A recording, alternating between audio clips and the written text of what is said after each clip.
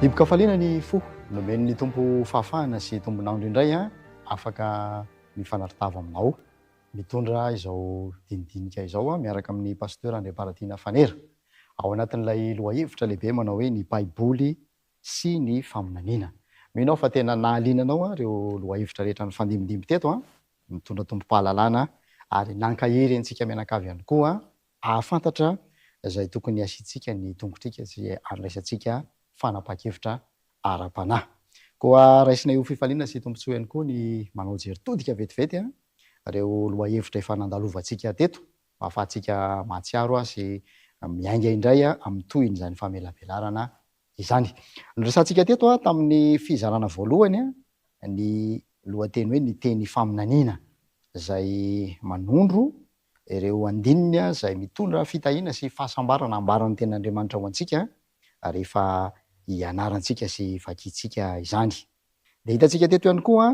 ny lohahevitra manao hoe mpaminany marina sy sandoka. Nisy fizarana anankiroa mihitsy izy io satria somary lavalava ny famelabelarana ary ny ten'Andriamanitra dia manondro ireo famantarana izay anampy antsika tsy ho voafitaka manoloana ny hoe mpaminany avy amin'Andriamanitra tokoa ve sa mpaminany miambo misandoka ho avy amin'Andriamanitra kanefa tsy izany akory. Dia nojerentsika teto ihany koa ny lohahevitra hoe Jesosy ivon'ny faminaniana. Reo lohahevitra rehetra dia samy nametraka tamin'ny toerany avokoa ny mahazava-dehibe ny andraisantsika an' Jesosy ho tompo sy mpamonjy antsika manokana satria nambara ny pasteur André Baratina Fanera hatrany am-piandohana fa ny faminaniana lehibe indrindra dia izay voalaza atao amin'ny Genesis 3:7 manondro ilay ateraky ny vehivavy izay anorotoro ny lohan'ny menarana ary eo andalam-piandrasana amin'izany faminaniana lehibe izay mamintina ny faminaniana rehetra mamarana n'ilay olan'ny planeta tany vokatry ny fahotana isika mianakavy amin'izao fotoana izao. Asa raha mbola misy azo anampinana izay famintinana izay pasteur dia miarabanao ihany koa aloha tonga soa atao anatin'ny fandarana mino izay fa hitondra lohahevitra vaovao indray ianao androany fampahirezana sy raha mianatra amin'ny mpijery. Ya miarabanao naminatinao ary manona ny fiatanan-tompo amintsika rehetra ihany koa araka nefa voalazanao teo le famintinana ny fizarana izay efa niarantsika teto hatramin'ny voalohany mihitsy mahakasika an'le hoe lohahevitra lehibe ny baiboly sy ny faminaniana satria somary avetsika aloha izany hoe manoloana ny toe-javatra misy ankehitriny dia verevitra mihitsy ny olona hoe inona ny zavatra iseho eto amin'ity tany ity, inona ny anahoana ny ho avy, efa mba voalaza voalaza ve ny zavatra miseho ankehitriny sy ny zavatra ho avy, dia mitana manadinao fa manao ny fomba rehetra ny olona hamantarana ny ho avy ane. Zay le tena antony andinitsika n'ity lohahevitra ity. Dia manao ny fomba rehetra ny olona hamantarana ny zavatra iseho ho avy. Eo zany ny manantona ino moa pahita sady zany ary misy ankoa moa zany olona mihitsy aza izay mitsangana ho mpaminany dia milaza faminaniana. Dia araka le fa voalazanao teo hoe ny faminaniana tompo ary ny zavatra iseho sy miseho eto amin'ity zao tontolo zao ity dia efa voalaza n'ilay teny faminaniana dia tsy nafany baiboly soratra masina. Dia amafisika hoe le hoe teny faminaniana na manadinao dia tsy hoe Daniela sy Apokalipsy ihany izay boky malaza be rehefa miresaka faminaniana tsika indrindra zavatra miseho amin'ny andro farany amin'izao andro iainantsika izao sy ny ho avy zany, fa manomboka hatrany amin'ny Genesisy ka hatrany amin'ny Apokalipsy dia mirakitra faminaniana ny amin'ny zavatra miseho eto amin'ity zao tontolo zao misy antsika ity. Dia voalazanao teo ihany koa hoe misy ireo mpaminany sandoka sy mpampianatra sandoka miaraka ihany koa zany izy ireo satria le hoe faminaniana tompo dia tsy hoe olona milaza faminaniana ihany fa olona zay mampianatra tenin'Andriamanitra ihany koa. Zany hoe mampianatra teny avy amin'Andriamanitra de zay mahatonga le hoe miaraka ny mpamina ny sandoka sy ny mpampianatra sandoka de io zany tena mahavoafitaka ny maro mihitsy am'izao andrainantsika zao namanatyanao lay mpampianatra sandoka le mpamina ny sandoka zany matetika efa fantatra iny zany tonga dia anao moa nisa ilazatsika anazy hoe zahana toetra araka ny voalazany jaona voalohany toko faefatra hoe izao toetra ny fanahy na avy amin'Andriamanitra izy na tsy de raha ohatra misy olona za miteny hoe za de mpaminany fa nahita fahitana sisisa de mora be zany no izahana toetra azy hoe tena marina ve io sa avy amin'Andriamanitra marina ve sa manahoana fa le mpampianatra sandoka io zany tena mahavoafitaka maro satria le mpampianatra sandoka araka nefa hitatsika atao amin'ny fizarana teo loloha teo dia mampiasa ten'Andriamanitra izy izy zay toa marina zay voalazany toko sandinany amin'ny Kolosiana no mitena zay izy hoe Kolosiana toko faharoa nde faefatra sy ny fahavalo de milaza teny toa marina izy zay mangalatra ny tenin'Andriamanitra zany hoe mampiasa ny tenin'Andriamanitra ary mampianatra amin'ny anaran'i Jesosy zay koa le voalazan'ny tenin'Andriamanitra lay mpampianatra sandoka ane mampianatra amin'ny anaran'i Jesosy izy ary mampiasa ny baiboly izy na soratra masina eo zany tena mahavoafitaka amin'ny maro mihitsy naminatinao ary am'izao andrainantsika zao tompo io zany tena miasa indrindra eto amin'ity zao tontolo zao ty le mpampianatra sandoka de zay mahatonga atsika mamantatra tsara hoe ahoana no tsy avoafitaka atsika am'ireny mpampianatra sandoka zay mitory tena mitory teny zany izy io fitoreteny fampianarana zay zany le ataony mampianatra sy mitory kanefa tsy marina le zavatra zay toriny tsy marina de iny le voalazany Isaia moa zany milaza anazy hoe araka ny ho amin'ny lalàna sy ny teny vavolombelona ihany ozy izy raha tsy miteny araka zany izy dia olona zay tsy posany fahazavany maraina zay no ela tsy nefa ka tsy azony nalova-potsiny satria mametraka antsika indray amin'ny fitohizan'ny lohahevitra zay diniantsika androany fatodina indray ny mpijery atsika pasteur inona indray ary no zana-doahevitra ho arosinao androany enary toizantsika zany le lohahevitra miresaka faminanena ihany tsika de andao andinika an'ity lohateny ity tsika zany fizarana fahadimy zany tsika sady zay de ny hoe ny fanahy masina sy ny faminanena ny fanahy masina sy ny faminanena efa hitatsika tamin'ny lohateny tany aloha tany ny hoe Jesosy no ivo ny faminanena zany hoe ny faminanena ao amin'ny baiboly rehetra tompoko dia mifantoka eo amin'izy eo amin'ny Jesosy zay zany mila somary amafisina kely zay namanadinao ny faminanena rehetra ao amin'ny baiboly de mifantoka amin'ny Jesosy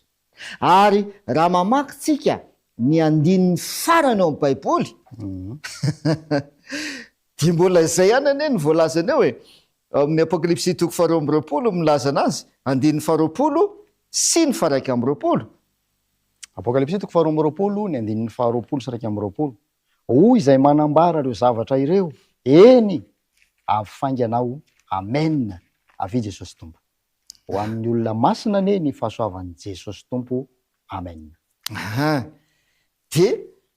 inona ny amaranany velona indrosady eo zany zao le teny hoe amen sady zay hoy izay manambara ireo zavatra ireo eny afainganao Jesosy le afaingana io sady zay afainganao zay Jesosy amen avia Jesosy tompo ho amin'ny olona masina ny fahasoavan'i Jesosy tompo amen de rehefa mamaky tsika nefa any amin'ny apokalipsy any de milaza izy any amin'ny toko any alolo any de milaza izy fa le amen anisan'ny anarana iantsonan'i Jesosy ny amen de io zany zao namanadinao Jesosy ne mamarana ny faminanina amin'ny baiboly izy mamarana azy amenina ny farany eo sady zay izy mamarana azy ary izy ihany koa fanomboan'le faminaniana sady zay de zay mahatonga le hoe ny Jesosy no ivo ny faminaniana rehetra ao amin'ny baiboly. Raha mahatsikatro tsika namanadinao a tamin'ity loha hevitra ity hoe ny baiboly sy ny faminaniana, raha mahatsikatra ianao tsy nandinika faminaniana mihitsy sika sady zay mety ny andry sy nanantena angambontsika na mpanaraka hoe tena resaka faminaniana zany zao ty fandarana aty a hoe inona ny faminaniana voalaza amin'ny baiboly a makasika ny toejavatra misy ohatra zany zao hoe anisan'ny malaza be zany zao le hoe troisième temple hoe atsangana indray ny troisième tempoly fahatelo ao Israely zany move mba voalaza amin'ny baiboly zany sa tena izy hoe io sa sisy de anahoana ny zavatra iseo amin'ny andro farany mety ny andro sy mety nanantena zay tsika tompoko kanefa tsika tsy nihiditra tamin'izay mihitsy satria nahoana satria tsotra ihany ny faminaniana rehetra amin'ny baiboly hojerevantsika amin'ny fizarana fahaenina aorianan'ity zany zay zavatray ny faminaniana rehetra amin'ny baiboly dia mifantoka eo amin'ny Jesosy. Io toejavatra miseho amin'izao andro ianantsika zao io de ireo tany sisisa ina moa ny tiany eo ambara manambarany io fa efa akaiky Jesosy efa akaiky ny fahatanterahan'ilay tenin'Andriamanitra le nytenenao teo Genesis 3:7-5 lay tenin'Andriamanitra tamin'ny menarana sy ny vehivavy hoe ny taranaky ny menarana hanorotolo ny momba lay tongotry ny taranaky ny vehivavy ary ny taranaky ny vehivavy kosa hanorotolo ny loha menarana. Fahatanterahany io anie zao zavatra tretrika sao hoe efa akaiky ny fotoana zay hanorotolony Jesosy le taranaky ny vehivavy ny lohany menarana. De tsika zany mila mazava tsara hoe sao de varina be am'le hitanao am'le zavamisy fisehon-javatra zay varina am'le fisehon-javatra fotsiny tsika hoe ady nucléary sisa manjary adino indray le antony fa reny zavatra reny aike zany milazy reny fa efa akaiky ny fahatanteran'le hoe taranaky ny vehivavy hanorotolo ny lohany menarana. Azo namanadin'olo izy zay natonga atsika tsy miditra any am'le fandiniana le faminaniana hoe ahoana ny momba n'io Daniela 2:2 Daniela 2:4 miresaka mombana karazana biby anankefatra Daniela 2:2 le sary olona vita amina metaly sy ny sisa ny apokalipsy sy ny sisa misy loza fito misy zavatra maro be reny zavatra reny tompo de milaza zavatra tokana de ny hoe kely sisa ny fotoana atongavan'lay taranaky ny vehivavy hanorotolony loha menarana. De io le vakitsika le apokalipsy 2:20 io anie le izy hoy izay manambara an'ireo zavatra reo eny afaingana ao sady zay izay zany ny faminaniana afatra lehibe indrindra afainganao zisy Jesosy le Jesosy le taranaky ny vehivavy ho afaingana izy sady zay de mifantoka am'izay zany tokony saitsika sy ny fisainatsika sy ny fandiny atsika rehetrarehetra ndao hiditra am'ty le hoe fanahy masina sy ny faminaniana ty tsika satria miresaka faminaniantsika tompoko asa ny fanahy masina io sady zay mantsy le voalazany Timoty 2:7-5 de milaza izy efa nivakitsika io toko sy andiny io namanadinao hoe ny soratra rehetra zay nomeny tsindry mandrin'Andriamanitra dia mahasoa fampianarana zay voalohany eo de faharoa hofandraisan-dahatra fahatelo fanotsiana zay diso de tsara ary ny fahaefatra fitaizana amin'ny fahamarinana. Ao ny fanahy masina sy ny faminaniana asa ny fanahy masina ny faminaniana ao asa fanahy masina ny faminaniana ny fanahy masina no miasa ao am'le olona dia milaza n'lay afatra na le teny zay nomeny fanahy masina azy le olona zay le izy de ahoanao zay izy mivolaza le Timoty faharoa toko fahatelo de faina ambin'ny folo ny soratra rehetra nomeny tsindrimandrin'Andriamanitra tamin'ny alalan'ny fanahy masina anie no nanomesan'Andriamanitra le tsindrimandry sa tsy zay ny soratra rehetra na hoe ny teny rehetra na hoe ny faminaniana rehetra ao zay nomeny tsindrimandrin'Andriamanitra dia mahasoa ho fampianarana zay mahatonga antsika nianatra an'le hoe mpampianatra sandoka sa tsy zay satria le rehefa miasa zany le fanahy masina dia mitarika an'le olona na manome afatra an'le olona de mahasoa le afatra zay omeny ny afatra zay omeny le fanahy masina dia mahasoa ho fampianarana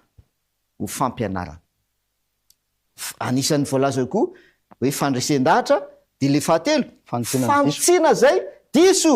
ary avana malala ny rehefa miasa ao amin'ny olona zany le fanahy masina tompoko dia manitsy ny diso tsy possible mihitsy zany hoe olona iasan'ny fanahy masina nefa makany amin'ny lalana tsy izy le zavatra taony hitanamana tino zay ny anisa fisarana nyjerevantsika le hoe mpampianatra sandoka zay misokosoko mangingina ao izy mitondra efi-diso ary mitona ny olona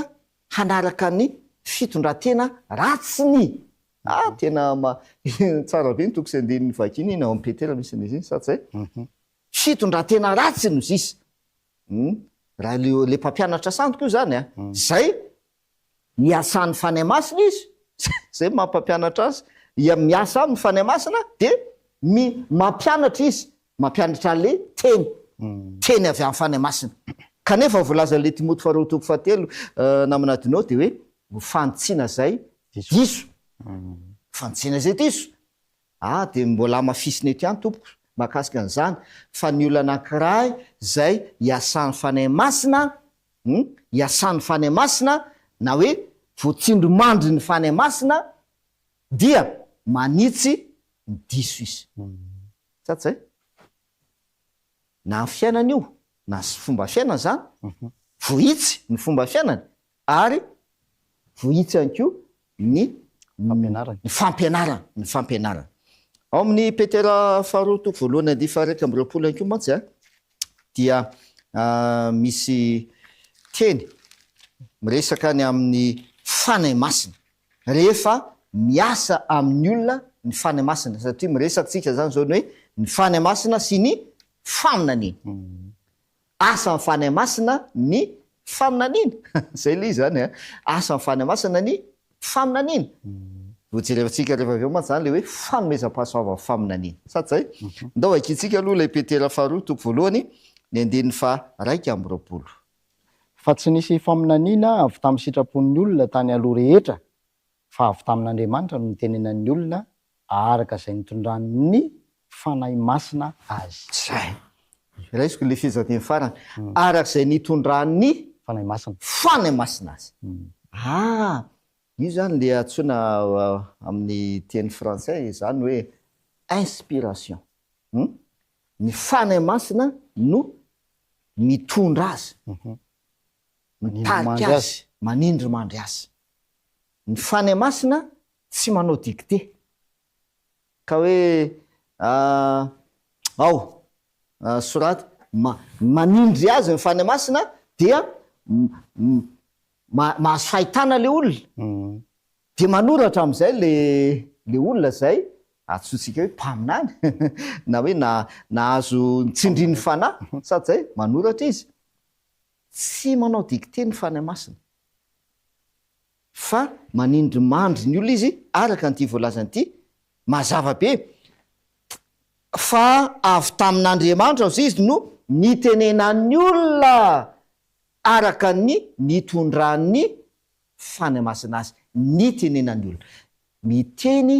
araka ny fomba fiteny zany le olona rehefa milaza n'le teny izy araka ny maizy azy zay araka ny maizy an'le olona no hitenenany an'le afatra personnalité nozy izy ny filazana azy dia arak'izay zany ny tenenan'le olona zay zay notarehan'ny fanahy masina zay nahazo tsindrimandry avy amin'ny fanahy masina izao namantsy de mitena an'izay na manadinoa raha vakitsika ny apokalipsy toko voalohany ny 10:10 ka hatramin'ny 12. Apokalipsy toko voalohany ny 10:10 ka hatramin'ny 12. Apokalipsy toko voalohany ny 10:10 hatramin'ny 12. Voatsindry ny fanahy tamin'ny andron'ny tompo ka nare feo mahery teo ivoako toy ny feon'ny trompetra nanao hoe zay zavatra hitanao dia soraty eo amin'ny boky ka ampitondray ho any amin'ny fiangonana 7 dia ho an'ny Efesosy sy Simirna sy Pergamosy sy Tiatira sy Sardisy sy Filadelfia ary Laodikia. De nitodika nizala ifeon'ny teny tamiko koa rehefa nitodika aho dia nahita fanaovanjiro volamena 7. Overenasika any ho tokosandreny io rehefa rena kely eo fa eto zao na de miteny mihitsy hoe voatsindry ny fanaozy izy nahazo tsindrimandry satria voatsindry ny fanaozy izy tamin'ny andron'ny tompo ka nare feo jereo tsara nare feo mahery izy teo ivoako toy ny feon'ny trompetra nanao hoe izay zavatra hitanao zany hoe nanina izy zany mena fahitana izy zany zay nahita zavatra kaijona kanefa niaraka tamin'le fahitana nandriny izy tao ivony feo sady nahita izy de aveo nisy nyteny taminy sady zay de hoy le feo zay nyteny taminy zay zavatra hitanao dia soraty ao amin'ny boky tsy milaza mihitsy io tompo ary zay le nytenako teo tsy nanao dicté ny fanahy masina fa miteny fotsiny izy hoe io ny zavatra ampahafantarina anao ny faminaniana naseho anao le faminaniana io izy io soraty ary soraty araka ny nahitanao azy sady zay soraty araka ny nahitanao azy soraty araka ny fombanao sady zay de nanoratra zao de io zavatra sorata zao raha vakinany eo ambany ao de izay nita nahita fanaovanjiro de misy olona mandeha voan'le fanaovanjiro jesosy an'io hitan'io jesosy fa nysoratany araka ny fombany sy ny nahitany azy le izy sady zay de mazava tsara tompoko ny voalaza eto hoe miresaka hoe fanahy masina sy ny faminaniantsika asa ny fanahy masina ny faminaniana zay aloha voalohany indrindra asa ny fanahy masina io ka rehefa miasa ny fanahy masina am'le olona voalohany aloha tsy manao dicté ny fanahy masina sady zay fa mampita afatra am'le olona izy dia le olona no milaza le teny araka ny nandraisana azy sy araka ny fombany sy ny maizy azy personnalité any moa zany araka ny masinampy fantanina sy fanazavana kely pasteur manamafy an'izay le hoe raha misy fahitana anankiray zany nomena olona anankiroa samy hafa mety zavatra anankiray any ny ambarany fa fomba samy hafa mihitsy ny nanoratan'le tena marina mihitsy makasitraka anao zay marina mihitsy zany mety zavatra anankiray no ary zay ny baiboly na manatiny hoe tena makasitraka anao ny am'izay ary zay ny tompo ny voalazany ten'Andriamanitra soratra masiny ty zavatra anankiray iny le lohateny hitatsika tany aloha jesosy no ivony manambara ao izy Jaona 5:7 ireny no manambara soratra masina fa zao rehefa mamaky an'le soratra masina tsika tompoko samy hafa daholo anie ny filazany zareo anazy Isaia miresaka milaza momba an' Jesosy hafa ny filazany azy sady zay fa tsy Isaia milaza momba an' Jesosy fa misy mpaminany hafa ihany koa milaza momba an' Jesosy de manao hafa ndray koa no fomba ilazany azy sady zay zay le izy tena marina mihitsy zay fa zao zany no hiditra lalindalake tsika ny amin'ny resaka hoe ny fanymasina sy ny faminaniana de zao ary inona zany lay zavatra zay ampahafantarany fanymasina satria le fanymasina no manindromandry an'le olona de ho mantsy zany naminadino le hoe mandraindray mamitaka hoe za nahazo tsindrimandry avy amin'ny tamin'ny alina de nahita fahitana sisy tena asa ny fanahy mihitsy io asa ny fanahy andao maky ten'Andriamanitra akentsika Jaona 5:10 Jaona 5:10 de ovakitsika ny 7:10 sy ny 4:10 Jaona 5:10 ny 7:10 sy ny 4:10 fa raha tonga ny fanahin'ny fahamarinana de izy no hitaridalina anareo amin'ny marina rehetra fa tsy teny ho azy izy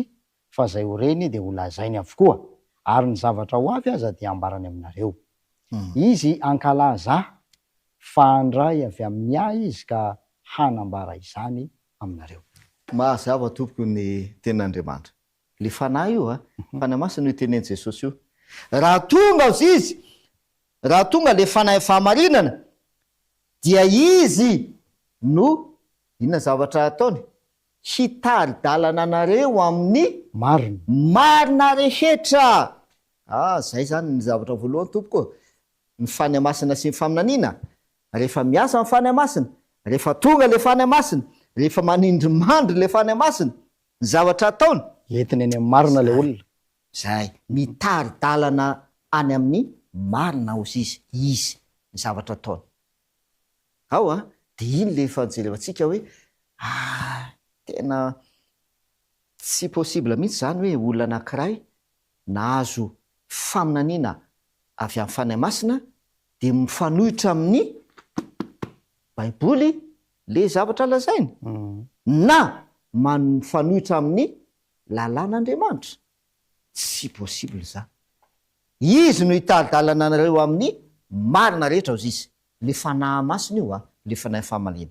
akoatran'izay de ina koa zavatra zay ataony na zavatra iseho teo ozy izy tsy teny ho azy izy le fanahy masina io tsy teny ho azy izy ozy izy fa izay ho reny dia ho lazainy avokoa ary ny zavatra ho avy aza dia atao marany aminareo zay ne mahatonga le hoe faminaniana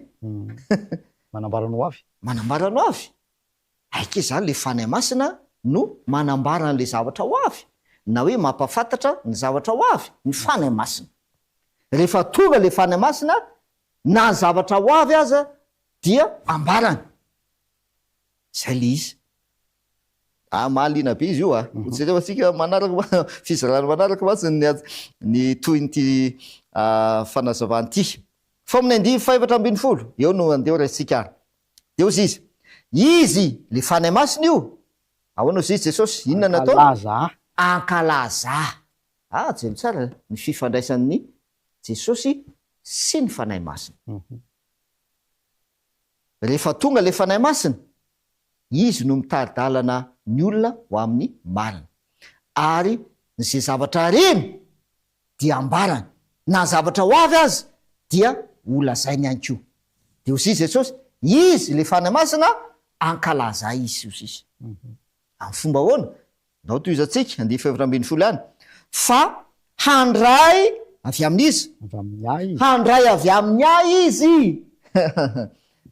ka hanambara izany aminareo aike zany le zavatra ambarany fanahy masina na hoe le zavatra ampitain'ny fanahy masina avy aiza avy amin'ny Jesosy any avy amin'ny Jesosy any ane avy amin'ny Jesosy any ane le izy ambara handray avy amin'ny ahy izy ozy izy zay handray avy amin'ny ahy izy ka hanambara izany aminareo tsy misaraka zany tompoko ny fanambarany Jesosy sy ny fanambaran'ny fanahy masina tsy hoe rehefa nahazo faminaniana avy amin'ny fanahy masina ny olona anankiray de mifanohitra amin'ny zavatra nambarany Jesosy inona ny zavatra nambaran'i Jesosy? Soratra masina. De nonareo soratra masina ireny no manambara. Ny teny rehetra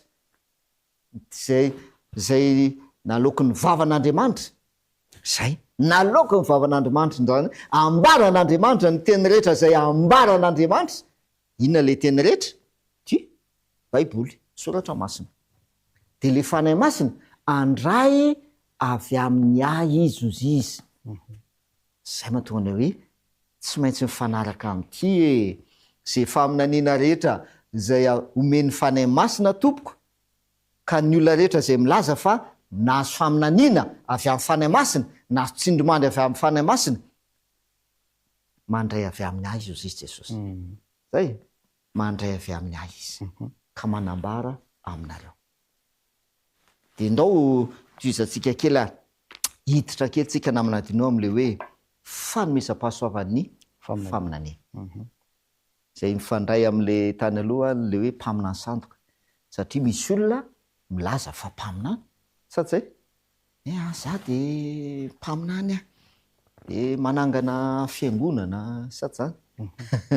de milaza faminaniana sisisy. Ndao mba jerevantsika voalasan'ny Baiboly mahakasika an'izany hoe fanomezam-pahasoavan'ny faminaniana sady zay. Fa amin'ny Korintiana voalohany toko 4:4 nandeha vaky itsika. Korintiana voalohany toko 4:4 ny andininy 7 sy ny 4. Korintiana voalohany toko 4:4 ny andininy 7 sy ny andininy 4. Fa izay maminany kosa miteny amin'ny olona ho fampandrosoana sy famporisihana ary ho fampiononana. Zay miteny amin'ny fiteny tsy fantatra de mampandroso ny tenany, fa zay maminany kosa mampandroso ny fiangonana. Fa izay maminany kosa ozy izy miteny amin'ny olona. Izay maminany dia miteny amin'ny olona ho inona ozy izy? Ho fampandrosoana. Ho fampandrosoana. Sy ho famporisihana ary ho fampiononana. Le faminaniana lazainao zany tompoko. Raha milaza ianao fa mpaminany ianao, raha milaza ianao fa nahazo faminaniana avy amin'ny fanahy masina, le faminaniana teneninao tompoko dia ho fampandrosoana ny olona, ho fampiononana, ho famporisihana. Sady zay. 4 de ozy izy izay miteny amin'ny fiteny tsy fantatra dia mampandroso ny tenany, satria nahoana tsy fantatry ny olona zavatra lazainy. Zay mahatonga an'io ianao miteny amin'ny teny tsy fantatra, iza malala ny teneninao, eo ianao de mibiredibredika eo, tsisy malala ny zay teneninao ane.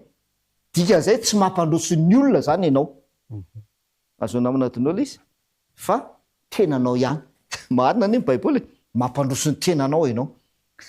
Kanefa tsy sitrapon'Andriamanitra zany hojerevantsika zay fizarana manaraka hoe inona no rehefa miasa, satria le mitena amin'ny teny tsy fantatra koa namanadinao zany de hoe asa ny fanahy masina io. Eto zao faminaniana resaksika aloha faminaniana. Fa ny faminaniana ozy izy zay maminany dia miteny amin'ny olona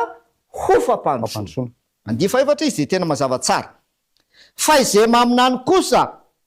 mampandroso n'inona ozy izy? Ny fiangonana. Zay to. No zay maminany mampandroso ny fiangonana. Raha mboatsika kely le fizateny de hoe ny faminaniana dia mampandroso ny fiangonana. Dikan'izay le afatra hoetiny le mpaminany zany zay milaza azy hoe mpaminany izy, ny afatra hoetiny le faminaniana zany mampandroso n'inona le afatra? Mampandroso ny fiangonana. Tokony hiantefa amin'ny fiangonana. Zay. Ary mampandroso ny fiangonana, natao ho an'ny fiangonana. Ho an'ny fiangonana sy natao ho fampandrosoana ny fiangonana.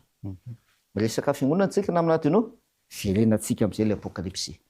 Apokalipsy toko 1:1 andininy 10 ka hatramin'ny 12. Apokalipsy toko 1 ny andininy 10 hatramin'ny 12. Zao ny vaky ny teny, voatsindry ny fanahy tamin'ny andron'ny tompo ka nahare feo mahery teo ivoako toy ny feon'ny trompetra nanao hoe atreo aloha nahazo inona zany zao Jaona? Tsindrimandry faminaniana tompo. Zay nahazo fahitana Jaona, nahazo tsindrimandry avy amin'ny fanahy masina, voatsindry ny fanahy ozy izy, voatsindry ny fanahy. De ilaza faminaniana izy. de ozy izy le Korintiana voalohany toko fahatelo 4:40 izay maminany de mampandroso ny fiangonana sady zay ndao raha toizantsika ary 19 zay zavatra hitanao dia soraty eo amin'ny boky ka ampitondray ho any amin'ny fiangonana 7 de ho any Efesosy sy Smirna sy Pergamon sy Tiatira sy Sardis sy Philadelphia ary Laodikia. Atreo zay zavatra hitanao izy ny faminaniana io de soraty de avy eo ataona lizy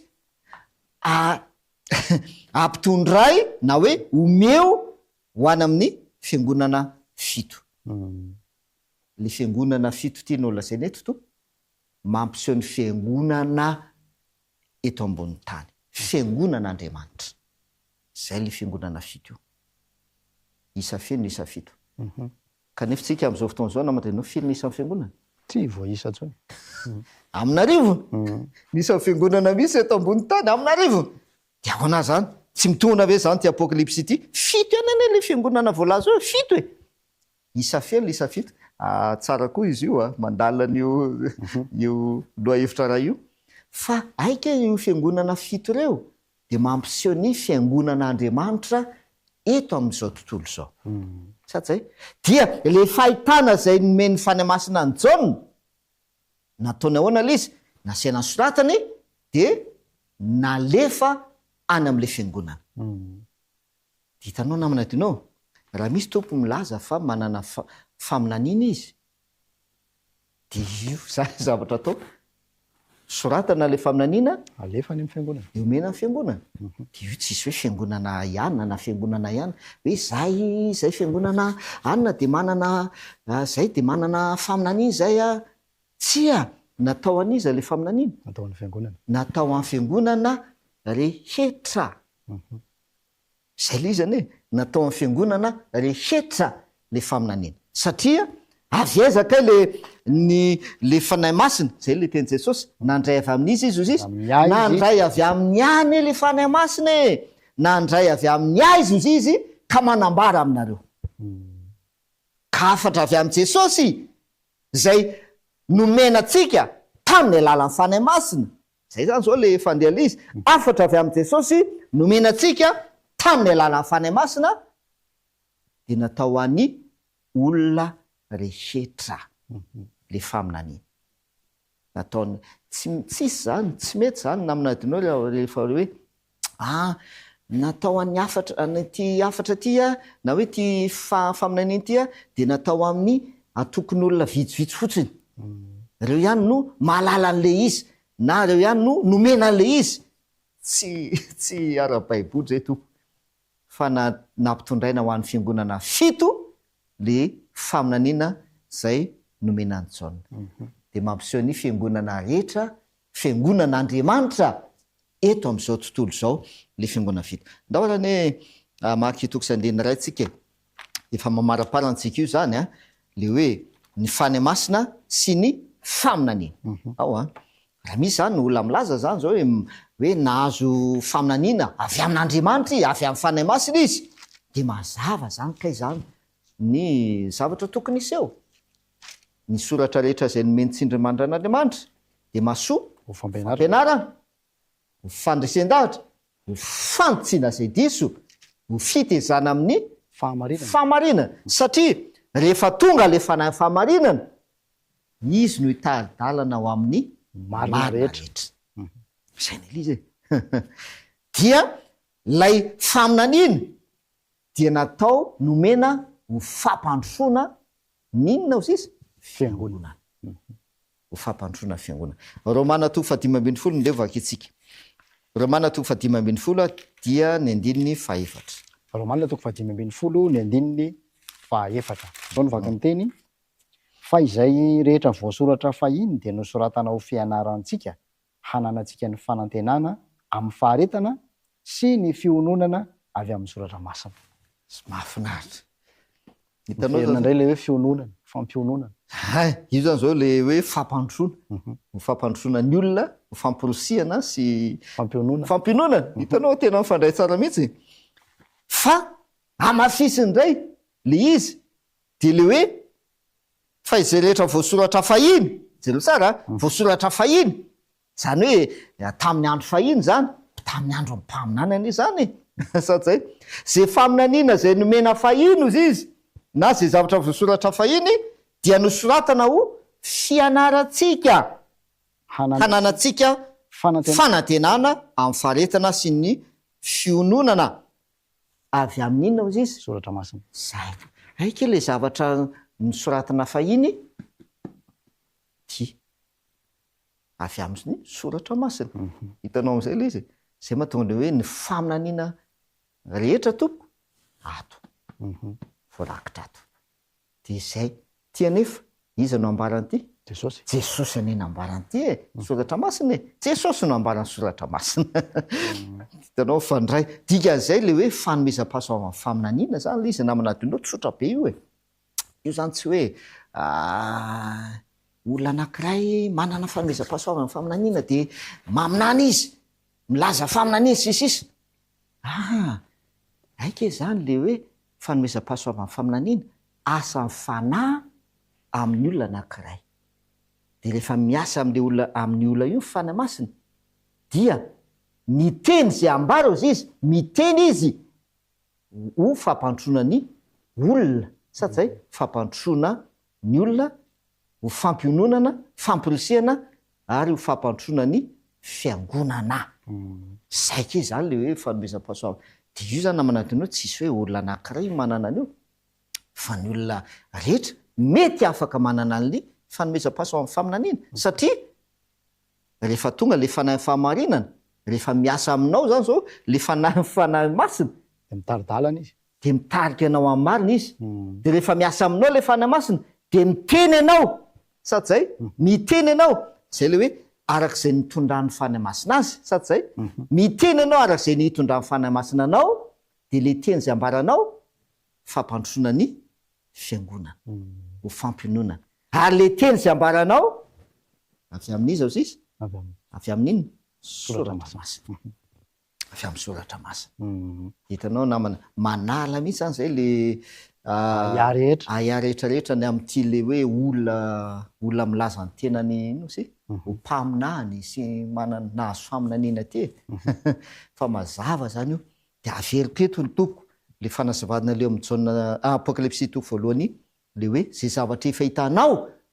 hoy le feo zay niteny tamin'ny jaona fanahy masina ane le feo niteny taminy voatsindry io fanahy izy de narefeo izy de nampahitana zavatra izy zay zavatra efa hitanao ozy izy fanahy masina soraty ampitondray ho any amin'ny fiangonana zay karaha zay zany le izy raha tsy zay zany le zavatra am'seo hoe ianao nahazo faminaniana de ozy izy ianao soratanao de ty de ho an'ny fiangonana ato anany sy fiangonana misy anao ohatra efa tsy mety zay ia satria foana mbola hiaraka eto tena mahaliana lay dinika zay fanaovana ary mbola tsy lany mamina ny ten'Andriamanitra fa voafetran'ny fotoana isika ndao ary entina mbavaka indray ny fizarana androaniny pastor indao hivavakantsika ary raha inasan'ny an-danitro misaotra noho ny fahamarinana volazana miasa ny fanahy masina satria ianao dia efa nampanantena Jesosy fa aniraka ny fanahy masina hanome mpananatra hafa zay ho eo aminay mandrakariva dia tsy iza fa ny fanahy masina izany atao fitsapanay fa miasa aty amponay miasa amin'ny olona rehetra ihany fanahy masina zay mitaridalana azy amin'ny marina rehetra ka mba hanaraka ny marina ane ny olona tsiraray avy aminaran'i Jesosy amen. Dia ankasanay ny faharetanao niaraka taminay teto tamin'ity fizarana androany ity mbola aliana ny loha hevitra iarahantsika amin'ny manaraka ko dia atao amin'ny namana lazao ny havana mantsakaiza tsy ho diso antsara amin'izany fitahina zany. Ankasitrana ireo teknisianina rehetra zay mifamoivoy amin'ny fandraiantsika isaorana koa ny pasteur Leopartina Fanera zay noko fa mbola vonona iaraka amin'ny dia amintsika indray amin'ny fiaonana manaraka samy mahery ho tenenana.